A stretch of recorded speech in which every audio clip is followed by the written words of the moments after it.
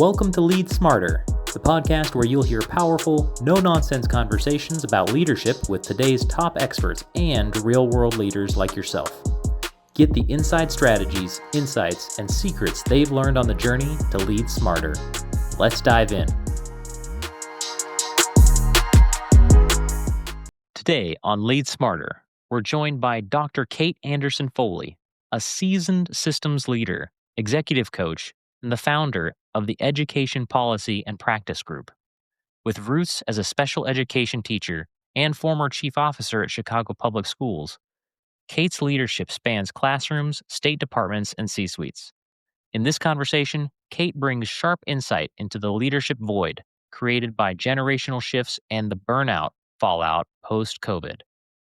She unpacks why younger leaders are stepping into senior roles earlier than expected, often without the support they need, and what that means for business, education, and beyond.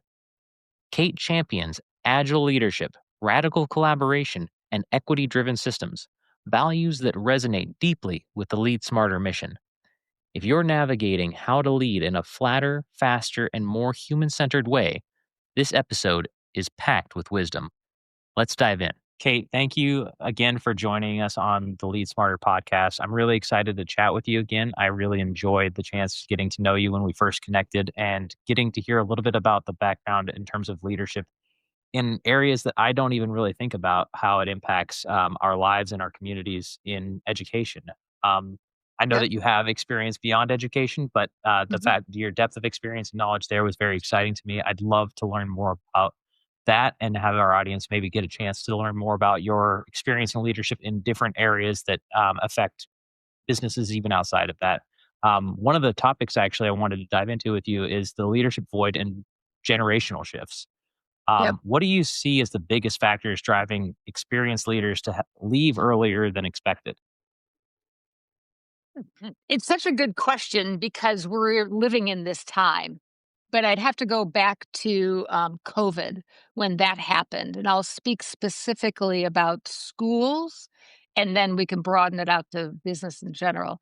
Sure. In schools, COVID hit, and many people at the leadership level were, almost to retirement because that's just generational turnover, right? But when COVID hit, there was a level of exhaustion, a level of uncertainty, a level of volatility, right? If you think back to the technology world of VUCA, the volatility, uncertainty, complexity, and ambiguity, school districts felt it in a way that they'd never felt it before. And so many just said, I'm done.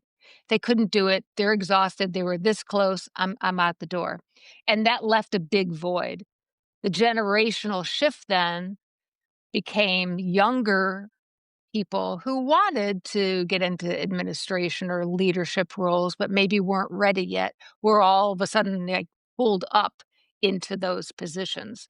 And that left a void of the disconnect between what you learn about leadership and what actually happens when you're sitting in that seat. And sometimes those are two different things. It reminds me when we were first chatting. One of the things that I think stood out to me, you had talked about.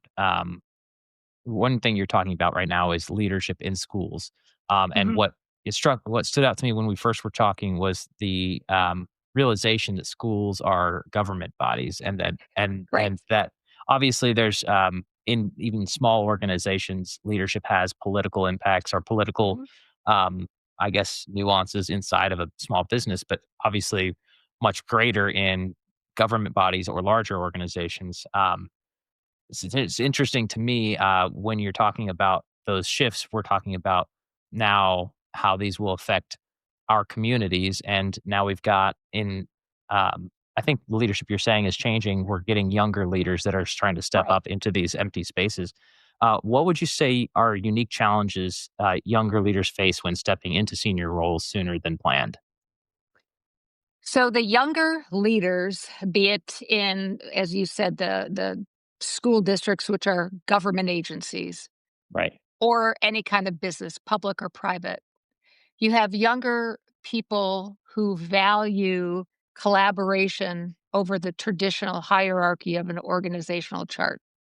Now, that doesn't sound like a lot because you think, well, it's just on a piece on a paper, right? Right. Actually, it's not. It's the operational side of things. And so younger leaders struggle with the pressures of the traditional bumping up against how they came up and how they perceive leadership, how they perceive feedback, and all that, all the work that we do at the leadership level. And so that's a big one. The other is leaders, young leaders don't appreciate because they don't have the knowledge yet of how it was back in the past. So it's not that you abandon the past, you take the learnings that are going to serve you, pull that thread, but you got to pivot to the future. And so younger leaders are looking for direction and they're looking for support. I always share that the higher up you go in leadership, it becomes very lonely.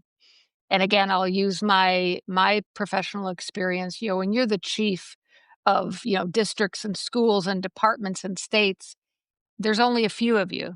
So it's lonely. But probably more important, leaders don't feel that they can necessarily be vulnerable to say, I don't know all the answers. Right? And Right. so that's where the newer leaders actually benefit. But I'm gonna use the term agile leaders because I've done some work with this. That's how I like to coach, in there's agile leaders and agile coaching. Agile leaders, regardless of age, but you were talking about the younger ones, Sure. they value, again, the collaboration, they value teams, they value that flat organizational structure rather than the hierarchy, Right. because when you do that, then you're more readily to say, "Hey, here's our mission. What are your ideas?" And then to be able to collaborate and be flexible and then make those iterative changes that actually lead to the goal. So that's the difference, I think, in a very positive way of younger leaders. And that bumps up against the older, or I should say more veteran leaders who go, well, wait a minute, let's just be more traditional, right? And so I Right. think you're seeing it in a variety of industries right now because there is some generational shifts that are happening. Yeah, I definitely I can say for myself, obviously I have clients that are just outside of education. They're in small business, maybe even medium-sized business. And that's a lot of what I'm seeing as well as and what you've described where it's like a flat leadership style, even almost like leading by what is aligned like company values versus Right. leading by somebody pulling from the front and just doing what I tell you to do. That's Um, right. I think that there's been plenty out there that shows that that's more effective literally, in general, and that might be why, but I can see in my own, like, experience with businesses that, like, let's just call them really established leaders struggle with that because that's not traditionally how they would have led. That's exactly right. So not by training nor experience, right? So history says this is how you lead, you know, but Right. that's not how the world works now, but the shift and people that are coming into those leaderships roles, they don't see the value of that. And so I think there's real important work to do to kind of weave them together to say, well, what works out of those? How can you take those and have a strength-based approach so that leans into your leadership style, but understanding what the team needs and what the organization needs and the culture you're trying to bring into that organization. And I think you also, like, kinda led into this conversation a little bit by talking about where some of those shifts occurred, maybe not occurred or initiated during COVID, but maybe became more visible and palpable during Mhm, COVID, and mhm. people realized this throughout. Um, I'd consider that like a time of basically crisis and change. Um, what are your have you seen what you've described, um, as a positive change that was deeply impacted in that moment, um, that has continued forward? Do you see? I mean, I feel like I'm starting to see it even starting to curb back where people are starting to maybe reroute in those more established, like, no, we don't want you to work from home, That's and right. maybe Yeah. shifting. What are you seeing with your own clients or even in education if there's a shift back? Yeah. So, uh, COVID in all industry, right? We all were sent home. Right. Work didn't stop, so we transitioned very quickly to remote. However that looked, be it whatever the setting of education, business, and everyone thought, "We'll never go back," especially in business. "We'll never go back. We Sure. don't need offices. We don't need, hoteling stations anymore. Like, we're on our own." And there's solid research that says you got more done when you were remote. Sure. However, this is the bump up. There's social implications of why you wanna have people come back to the office, maybe not all the time, but some of the time.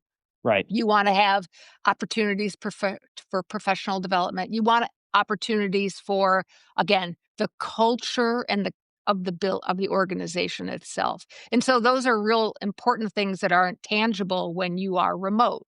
You're a Right. screen in between. Same thing happened with schools. In overnight, there was a transition from I am standing in front of you students to I am on the screen and I am trying to orchestrate everything, but I don't Right. really have the skill set to do that, right? So many people just didn't have the skill set to do that. You talked about the shift, you talked about the gap, the divide. Therein lies a perfect example that there were some veteran people, whatever the business is, Mm. who just couldn't pivot to what am I supposed to do? How am I supposed to do it? How do I get support? All of those things. And so now we are post pandemic, 5 years out. I'll speak to education. Sure. The students that left and were virtual checked out, many checked out. There's a huge national issue with absenteeism. The students never came back. We've got thousands upon thousands of students where we don't know where they are. That's an issue. That's a societal issue. I had no idea until this Yeah. moment that that was okay. Wow. Yeah. There's a societal issue that's going on and people don't understand. I don't think people truly appreciate that. And so I'm a big advocate, obviously, for public education in general, that it is the single most powerful investment that the country can make. But if the students aren't there, i.e., future workers, Right. what will we do? So we really need to start looking at, in my estimation, a combination of how do you never go back to the old 5 days a week, 10 hours a day, heavy commute, all the things that were the emotional drag on people. Sure. And how do you create a thriving organization that is more flexible and responsible? Again, I'll go back to that agile methodology where that is actually seen as part of the value system within the organization. So I like to work with people to help move in that direction. And I think it's real important to not say, well, I'm being flexible and nimble and blah, blah, blah, that it's fluffy. Absolutely not. Agile leaders really are zeroed in on what it is that they need to do.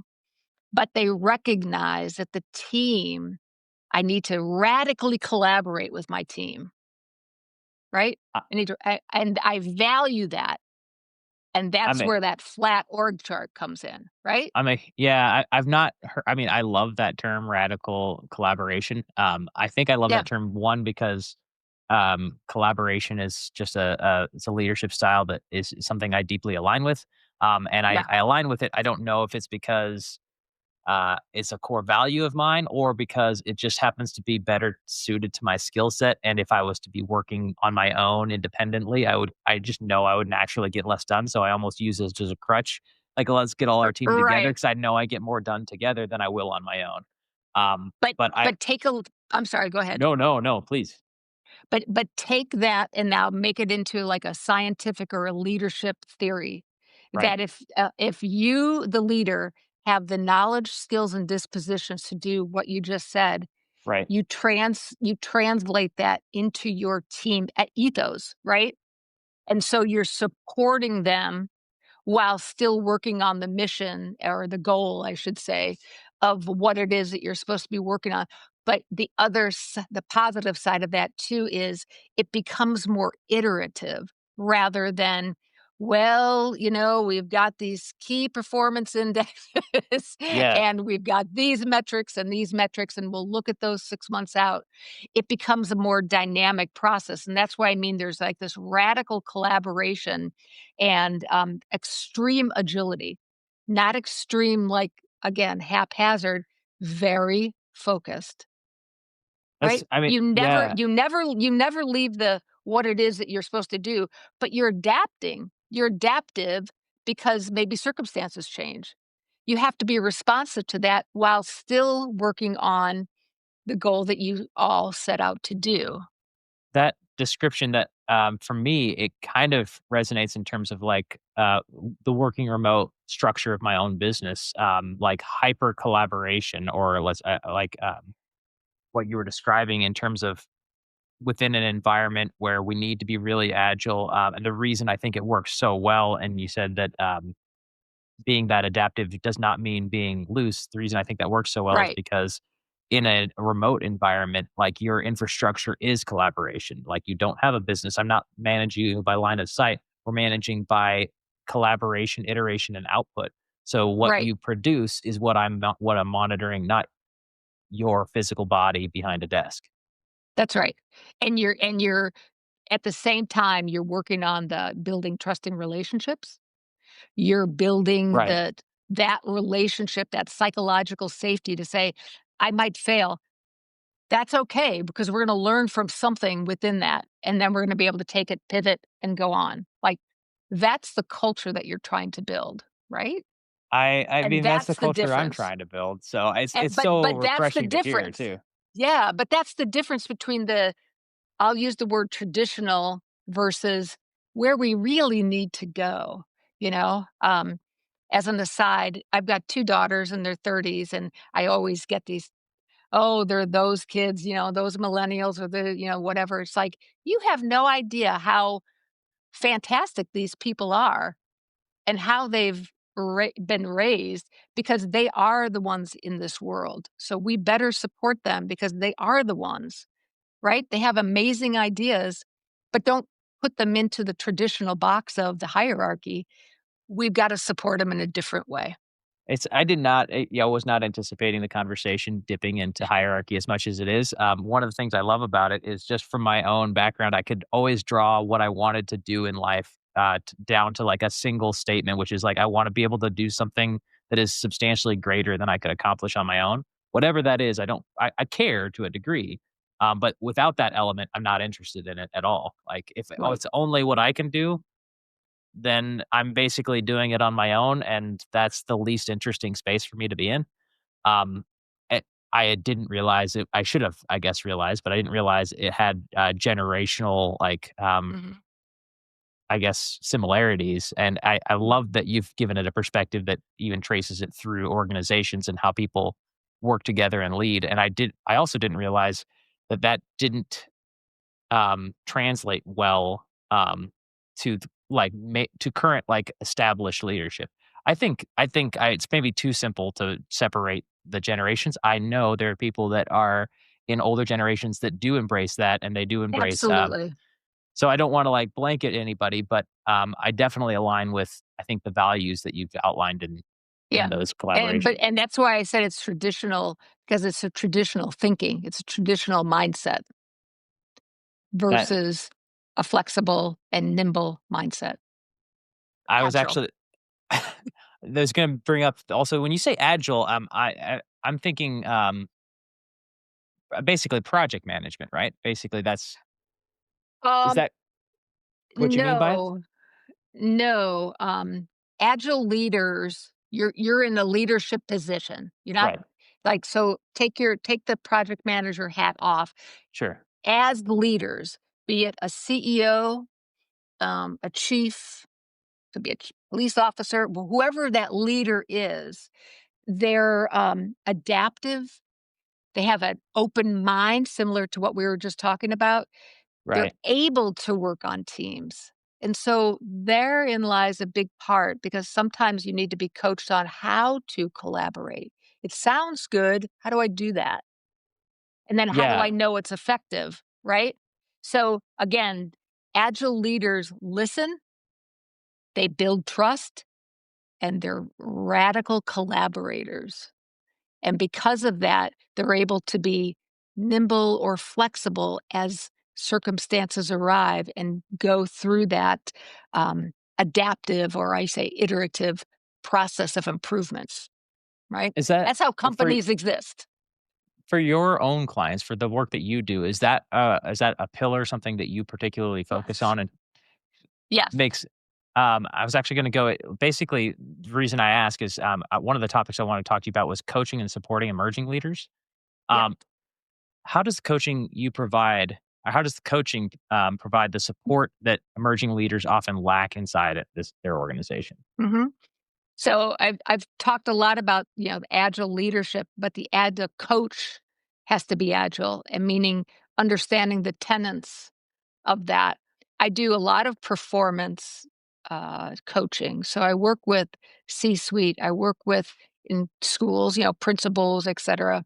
Those are leaders because they have that tangential relationship to outcomes. And Right, so I really work with them to say what you do and how you do it, and the questions that you ask of the people that report to you, are vitally important. And then you need to listen and observe for the evidence of the impact that you're having. And so we do a lot of work around that, tied to the improvement process. Any continuous improvement project, be it a process, I'm sorry, be it in a school district, at the State Department, in private business, every organization is through some type of continuous improvement, right? To be stagnant means to become obsolete. right. And districts, I'm comfortable talking about districts in this sense. High performing districts say, we're always good.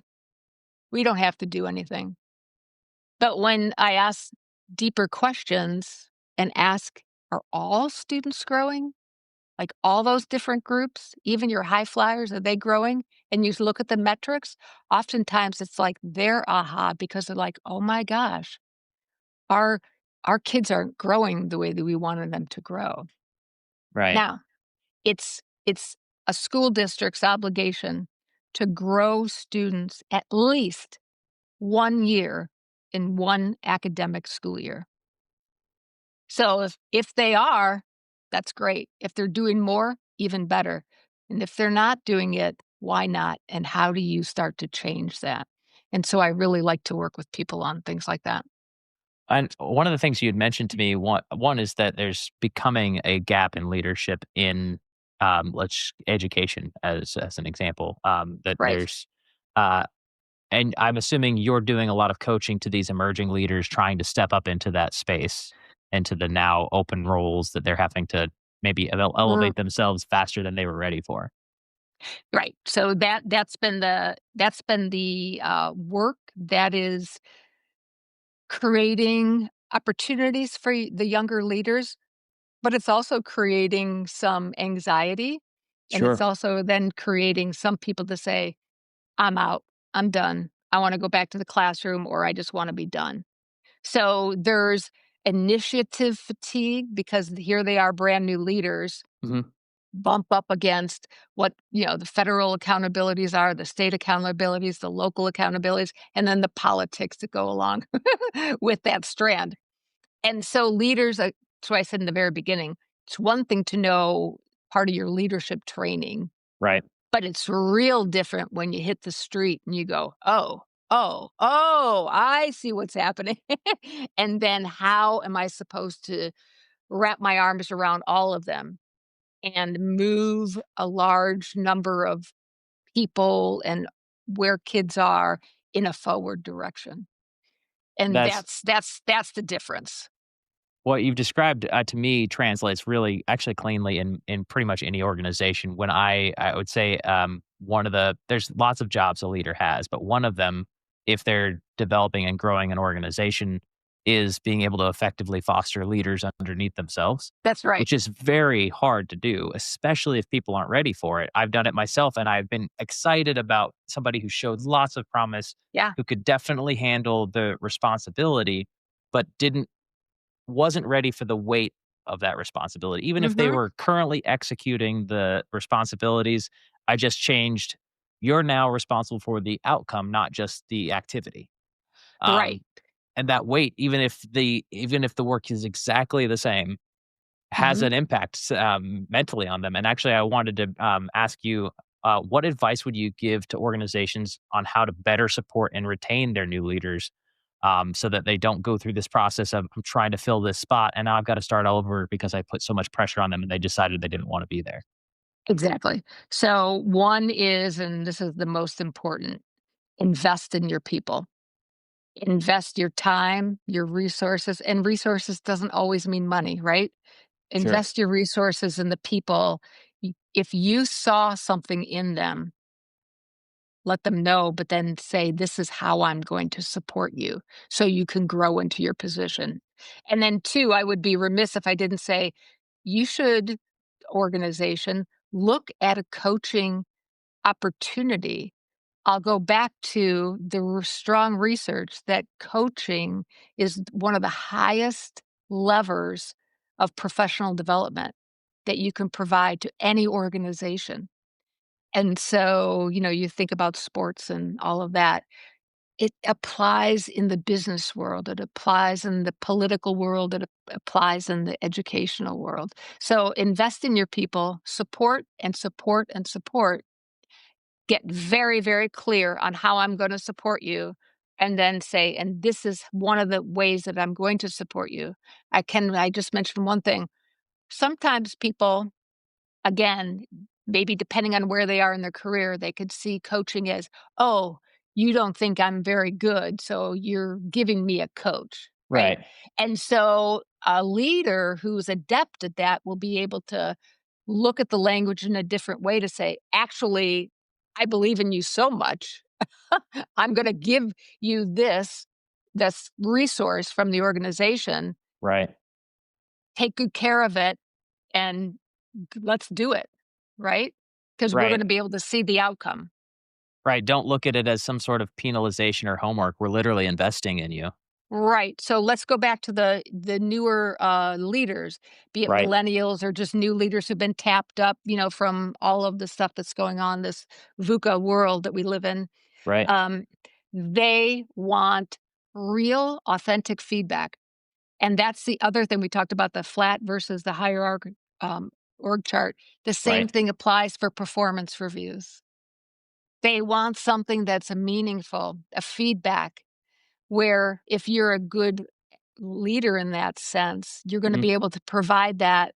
Coaches are gonna be able to provide that for them as well, and so that's how you grow, by getting good feedback, but very specific feedback, right? You can't just say, "David, great job." It's like, Right. doing what? Versus, "David, I really liked how you executed on X.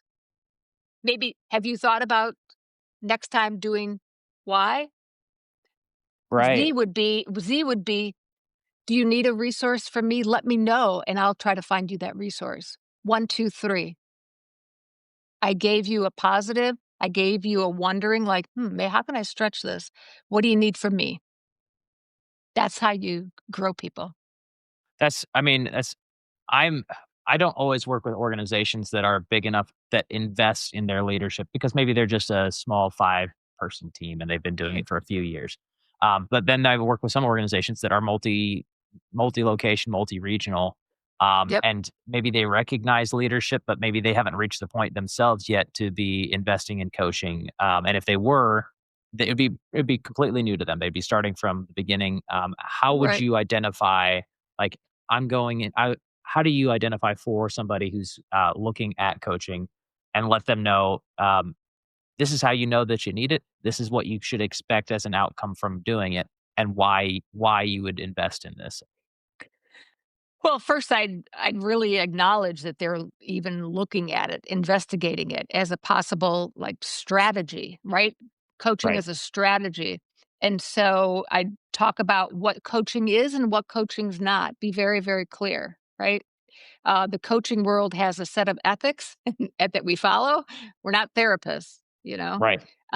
So being real clear on that. Second of all, I'd say, so what is it that you see the value of coaching to be, not just for you, David, as the CEO, but for Right. your organization as a whole. So a lot of times I do group and then I do individual. I do it on site, virtual, hybrid. I mean, it's what the organization wants. Right. Part of that too is because of the coaching on the professional side, I can see the themes emerge.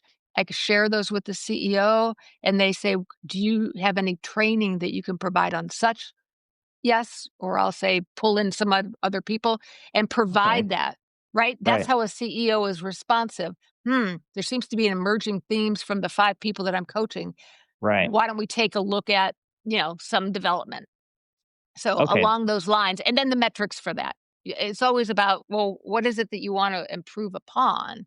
Is it culture, climate? Those are other things. But then is it finances? We're only this, you know, $1 million company and we need to get to 5 million because X, Y, and Z. Okay. Or yeah, in the school sense, it's like, well, we have a group of students, many groups of students who aren't learning. How do we get that? And so I work on that. Okay. That makes a lot of sense. I know that one of the things I wanted to also talk to you about was culture, climate, and agile leadership. You often Okay. talk about culture and climate, and I'm interested. How do you define the difference between the two in an organization? Yep. So the easiest way to think about culture is the big macro. What's the organization's mission statement if it's not just a couple sentences that are stuck on a website, Right. right? It's got to be real. So what is the culture of the organization? That's the macro. The micro is when you walk in a building, when you walk in a Zoom room, when you walk in a department, you can feel how people have been treated, are treated, and how they Okay. interact with one another. So, as an example, if you go into, again, I'll go back to schools. If you go into one school and you're like, wow, this is like, it's fresh, it's light, it's neat, there's positive statements on, the walls or whatever. Mhm. You go into another school and it's dark and it's dirty and it's like discipline oriented. You're just like, "Ugh, the climate in there is negative. The climate over here is positive." So macro's the big, and then Right. how it translates into each department or each building or in each area of the business. Okay. That it almost for me, I've heard it sounds like similar to like I've heard leaders bring the weather. So the mood and energy that they're bringing into the Yeah, environment affects everybody else, and that's technically their responsibility, right? Like I feel it's my responsibility as the leader to bring as positive energy as possible, because I'm not actually doing the executables, but I can influence them, and I can influence them negatively if I am bringing heavy critique, low mood. I mean, it sounds like basically managing emotions and energy in that space, but that, I mean, has a lot to do with it for me, at least in my own leadership, is what I end up right. having to manage myself. But if you're a site leader, and this is where you make the connection between the culture and then the climate, Right. if you've been given an order to, execute on something Mhm. or you're not doing a good job on whatever it might be, you bring that back into your department. And Right. then it becomes, "Ugh, David's my supervisor and he is not happy. Now I don't have trust. Now I'm kind of closing in. I'm doing Right. things just to get by and then I'm out the door." That's the climate. It's a negative climate.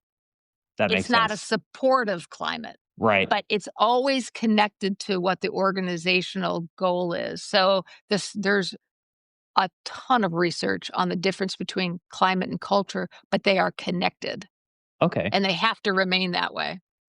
Well, you Today said there's a Today ton on of Lead Smarter, research, and we're I mean, joined I by would be Dr. interested. Kate Anderson Is there Foley, any that okay, you a might be able to seasoned share? And systems I don't mean to leader, put you on the spot, executive but coach, I know I and the am. founder. What would Yeah, be in? What would be if some you resource you would share on that? literally, you can just go and look up scientific articles on climate and culture. Okay, I Go to didn't know if Harvard maybe there's Medical anything. School. Yeah, you can go to social emotional learning. And that's not just for students, social, emotional, and culture and climate. And you put those prompts in, you Mm. will get some good research. Great. Well, thank you on that. And the other thing I wanted to ask, can you share a story where understanding street level realities helped shape more effective policy or leadership decisions? Mhm. So, I was the chief in Chicago Public Schools, and I stepped away from that. And a week later, the Department of Education at the state level called me and said, "Come work." And so I did for a year. What I was able to do is work on the state policy for education, not only within the federal law, but how it translated into state. Because I brought the knowledge that I had from my experience at the district level. And so by that street level, I mean, I understand the barriers, I understand the challenges, I understand the students, I understand the political makeup. And so I was able to then weave that actually into what's called the state plan. Every state has a state plan for education. So I was able to bring that in, but I was able to also bring it in from a strength based perspective for students who are at risk of failure, maybe wrongly identified as student with a disability, and Okay. things like that. So I was able to authentically bring in what's important to me, my North Star, and say, this is how we can do it so all kids really can learn. All kids can learn is oh, okay, whatever that means, but sure. It's like, no, Sure. no, Then no. a miracle So I'm, happens. yeah, and then a miracle happens. It's like, but understanding the street level, what goes on that street, Right. you're able to then pull it in. And then the second component of that is um, legislation for a fair funding model. That was big because the traditional said, leave those kids out. Just do, the titles, let's do, whatever, but not in the Right. general fund. Those kids, and I kept pushing. No, they need to be in. And some of it was at the table and some was behind the scenes because that's how you advocate. But that's what Right. I mean. When you understand what's going on in the street, you're able to do things at a higher level. It's what you've described to me just now. I've actually was just chatting with a couple of other people, basically saying that you really want to give as much authority to people that are as close to the actual activity as possible, because That's right. they're almost always going to be more accurate than you are. That's right. And again, the more you're removed and up and up and up in the echelon, unless you're getting a good sounding board that says, I'm going to tell you exactly what you need to know Right. versus, versus, would you like me to tell you something? Right. That's, that's true leadership. But that's a vulnerability. If I say, David, you got to tell me like it is. I need to Hmm. know what's going on. A, a real leader would value that. Yeah, And I've actually, not be threatened by the positional power, right? It's not I've, positional power. yeah, I know. I've told my own team members, I'm not like, I don't want you to just take what I say at face value. Like, even if I am in the driver's seat, if you Right, see a cliff coming and you don't say anything to me, right. I'm going to it is your we are both responsible for driving off that cliff at That's that right. point. That's So right. yeah, I fully align with that. I did want to we had mentioned resources earlier, and one of the things I wanted to ask is, right now, what would you recommend to anybody? Anything that you're reading on professional development or leadership that you've been finding interesting lately? Well, there's a couple different things. One is I wrote a forward to this one book, and it's called Trusted, the trust killers, and the secret to successful schools. But you can apply it to an organization. It is fascinating how many people, when they get into the chair, forget that it comes down to psychological safety and trust. But how do you do it? You cannot mandate trust. You have to build it into the culture Right. and the climate. So that's a big one that I've been, rereading because of the work that I do. So I because that seems to be very resonant right now. People don't know what's going on. I So the trust is what happens if you're not you kind of go, I'm mhm. closing in, walls Yeah. up, no trust. We got to stop that. I forget. I personally forget. If I think back on my own journey growing and becoming a leader, I Yes. forget. I remember now if I think back on it, there wasn't, implementations of psychological safety. I had to eventually become gradually more comfortable with larger responsibility and make mistakes and find out I'm still okay. And Right. and that wasn't built in, so it took I know because of that, it took me longer to get to a point of being more effective as a leader. So Yeah. if I think about that for my own team, if I want them to be better at it, I have to be better at creating that space That's for them right. to grow. That's right. And it's not loose and haphazard. It's intentional. Right. Right, and I wish I had grown through an intentional I wish I had that. I don't feel like I'm fantastic at developing it myself, but I do know it's important. So in Yeah. fact, that's part of why I'm Well, that's chatting half the with reason you're here. yes, I was gonna say that's exactly why I'm talking to you. I'm talking to people that really actually know what building that Yeah. intentionally means. Yeah. Um, Yeah. I'm all is there anything you're reading for pleasure? Anything that you're, reading just for fun? So it's fun for me. It's called the Book of Alchemy, and I'm started on a 100-day project. So I've taken it has a lot of examples of how you can take a writing prompt and then start writing for 100 days. And so I started to write on my mantra, and Oh, I'm just kind of pulling it out and just writing longhand and just taking my time, and we'll see where it ends up. I is it too early? Is this not the right space for me to ask what your mantra is? So I will share it with you. I'm going to pull this out just so I have it. So my mantra has always been I am enough. I am all I need to be. And that sounds simple, but it's not because you have to show up for yourself to show up for others. And how are you going to show up? And so I've just started writing, I'm pulling all of those concepts down.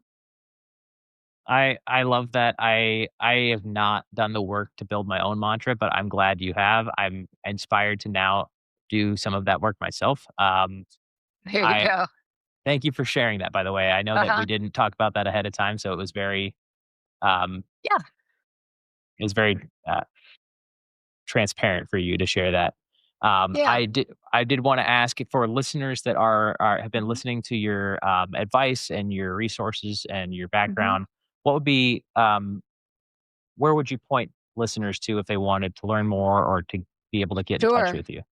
Sure. So, if you go to my LinkedIn, for sure, I've got all my contact information. Right. If you go to my website, www.edpolicyconsulting.com, Okay. you can call me at 440-554-1789. I am Wow. available for people. And when you do those things, I'd be happy to set up like a 30-minute discovery call to see we want to work together in that coaching space or whatever space, but it's typically coaching, and go from there. That's great. And I before we go, one of the parting questions I meant to ask you earlier, and I just want to make sure I get this from you. You're giving people coaching advice all the time. It's your profession. If you were to give Right. yourself advice in the past and you go back before all of your learnings up to this point and you only had 60 seconds to give yourself one piece of advice to be successful in life, what would that piece of advice be? Invest in myself. Simple as that. If you invest in yourself, it's going to work out the way it's supposed to work out. Not passively, right? Right. We're active in our lives. But it's just a way to invest in yourself. If you believe it, well, then what are you going to do it?